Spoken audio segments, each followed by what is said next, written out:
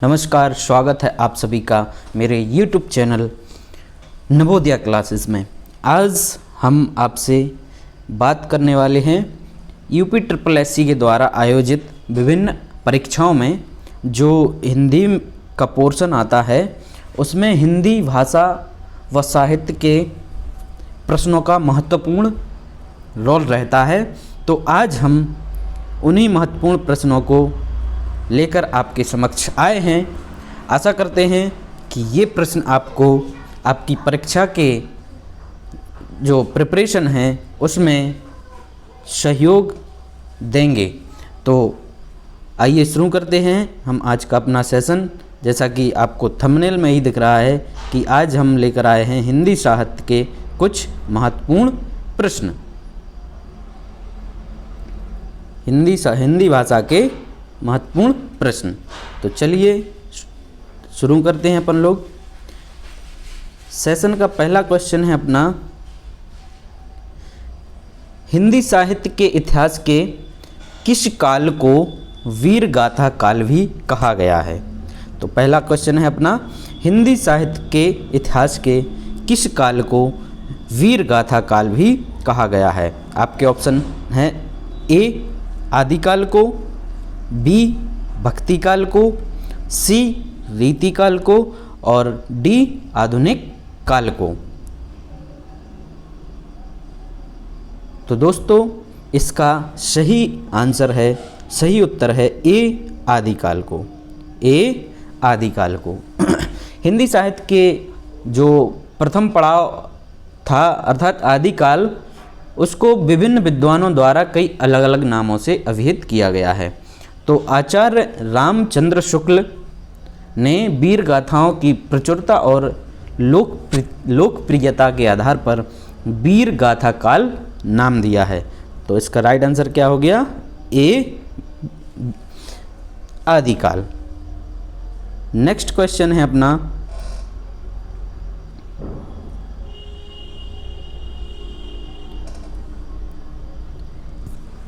हिंदी की मूल उत्पत्ति किस से मानी गई है? हिंदी की मूल उत्पत्ति किस से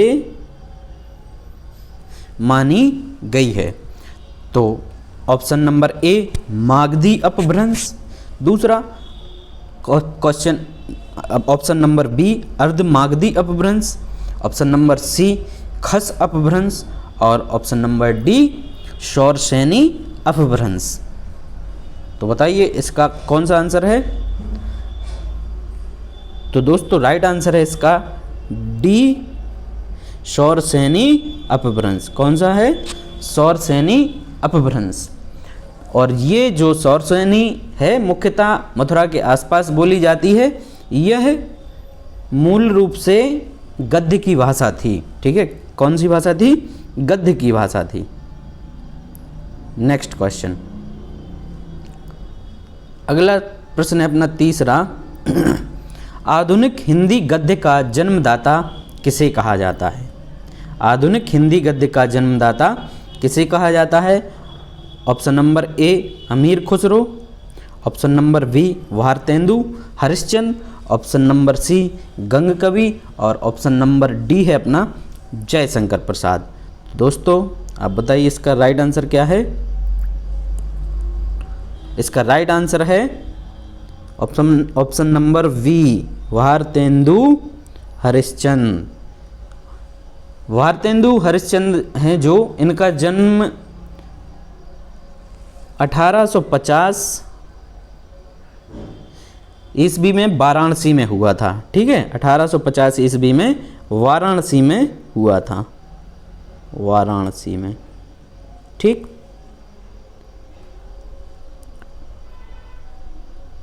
और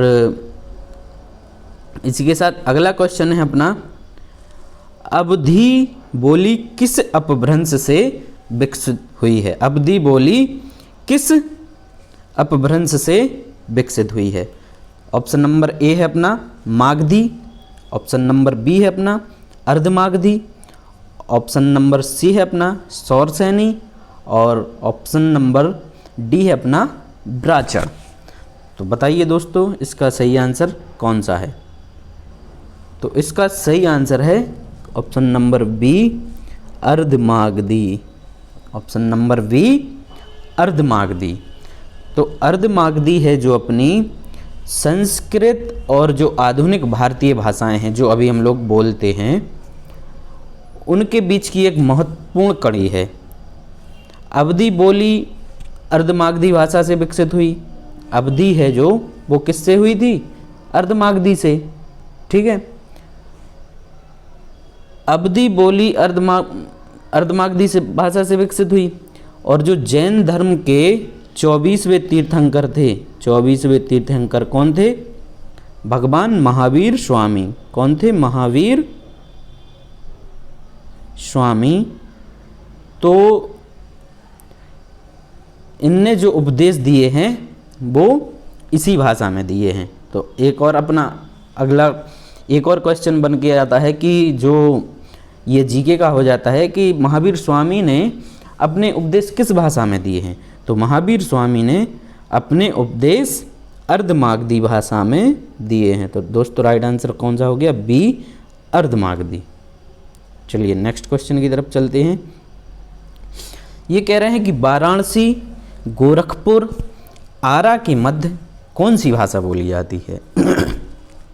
वाराणसी, गोरखपुर और आरा के मध्य। तो दोस्तों ये हमारे ना जो उत्तर प्रदेश है उसके पूर्वी ज़िले हैं। तो हम जानते हैं कि पूर्वी ज़िले ये बिहार से सटे हुए क्षेत्र हैं। तो बिहार में हमें पता है कि कौन सी भाषा बोली जाती है? भोजपुरी। ठीक है, कौन सी भाषा? तो इसका सही उत्तर कौन सा हो गया? बी, भोजपुरी। ठीक, और भोजपुरी मुख्यतः जो भाषा है उसका केंद्र है भोजपुर। ठीक है, भोजपुर है। और ये भारत के अलावा भी मतलब भारत से बाहर विदेशों में भी ये बोली जाती है। तो इसमें कुछ प्रमुख देश हैं दूसरे देशों में, एक सूरीनाम में बोली जाती है ये। ठीक है, और मॉरिशस में भी बोली जाती है, मॉरिशस में भी बोली जाती है। ठीक है, और इसके अलावा है ये मॉरिशस और फिजी हुआ, फिजी, त्रिनिडाड, गुयाना आदि देशों में भी ये बोली जाती है। तो भोजपुरी ये अपनी अंतर्राष्ट्रीय महत्व की भाषा हो गई। Okay, next question. ये कह रहा है कि बोली का क्षेत्र जब थोड़ा विकसित हो जाता है और उसमें साहित्य की रचना होने पर वह क्या बन जाती है। मतलब कि ये कह रहा है कि जब बोली है कोई, उसका क्षेत्र विकसित हो जाता है और उसमें साहित्य की रचना भी होने लगती है तो वो क्या बन जाती है। ऑप्शन नंबर इनका है ए, ब्रजभाषा, बी, उपभाषा, सी, लिपि और डी, क्षेत्रीय रूप। तो दोस्तों हम जानते हैं कि जब कोई भाषा विकसित हो जाती है और उसमें साहित्य की रचना भी होने लगती है तब वह उपभाषा बन जाती है। दोस्तों क्या बन जाती है? उपभाषा। तो इसका सही आंसर कौन सा हो गया? बी, उपभाषा। सही उत्तर उपभाषा। ठीक है, नेक्स्ट क्वेश्चन। ये कह रहा है हिंदी साहित्य का आधुनिक काल सामान्यतया कब से माना जाता है। जो हिंदी साहित्य का जो आधुनिक काल है वो सामान्यतः कब से माना जाता है। तो इसका राइट आंसर क्या होगा दोस्तों? ऑप्शन नंबर ये कह रहा है 1850 ईस्वी से, बी में कह रहा है कि 1700 ईस्वी से, सी में कह रहा है कि 1750 ईस्वी से और डी में कह रहा है कि 1900 ईस्वी से। तो इसका राइट आंसर है हमारा, जैसा कि हम जानते हैं, ऑप्शन नंबर ए 1850 ईस्वी से। ऑप्शन नंबर ए 1850 ईस्वी से। ठीक है, इसके बाद हमारा नेक्स्ट क्वेश्चन है ब्रजभाषा का केंद्रीय क्षेत्र है। ब्रजभाषा है जो उसका केंद्रीय क्षेत्र है, ए लखनऊ, बी प्रयागराज, सी मथुरा, डी वाराणसी। तो इसका राइट आंसर क्या है दोस्तों? ब्रजभाषा कहाँ बोली जाती है? ब्रजभाषा मथुरा में बोली जाती है। कहाँ बोली जाती है? मथुरा में। तो right answer option C Mathura. और इसके अतिरिक्त ये मथुरा के अतिरिक्त आगरा में भी बोली जाती है, अलीगढ़ में भी बोली जाती है, अलीगढ़ में भी, और बरेली में, बदायूं में, ठीक है, बदायूं में बोली जाती है। एटा, मैनपुरी, गुरुग्राम आदि जो क्षेत्र हैं उनमें बोली जाती है। ठीक है। नेक्स्ट क्वेश्चन है हमारा जो कि मोस्ट इम्पोर्टेंट क्वेश्चन है। ये क्वेश्चन हमें कई परीक्षाओं में देखने को मिल जाता है। This is a most important question. इसको आप इम्पोर्टेंट मार्क कर लीजिए, इम्पोर्टेंट मार्क कर लीजिए कि संविधान के किस अनुच्छेद में हिंदी को राजभाषा तथा इसकी लिपि देवनागरी को स्वीकार किया गया है? संविधान के किस अनुच्छेद में, संविधान के किस अनुच्छेद में हिंदी को राजभाषा तथा इसकी लिपि देवनागरी को स्वीकार किया गया है? तो इसका ऑप्शन नंबर ए दिया गया है 353, अनुच्छेद 353, बी में दिया अनुच्छेद 351, सी में दिया अनुच्छेद 343 और डी में दिया अनुच्छेद 344। ठीक है।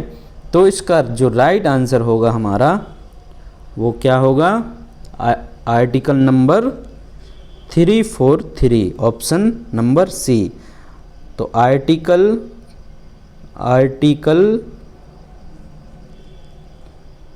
343 में हिंदी को राजभाषा तथा इसकी लिपि देवनागरी को स्वीकार किया गया है। ठीक है। और हम जानते हैं कि आर्टिकल 343 से लेकर 351 तक राजभाषा संबंधी प्रावधान किए गए हैं। क्या किए गए हैं? राजभाषा संबंधी प्रावधान किए गए हैं। तो इसका राइट आंसर हो गया अपना ऑप्शन नंबर सी 343। और चलते हैं हमारे सेशन के अंतिम प्रश्न, आखिरी प्रश्न 10वें प्रश्न पर।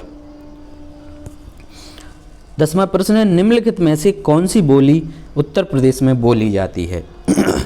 पहला ऑप्शन है हमारा बांगरू, बी है हड़ौती, सी है बुंदेली और डी है हमारा कन्नौजी। ठीक है दोस्तों, इसका अपना सही उत्तर होगा, कौन सा होगा?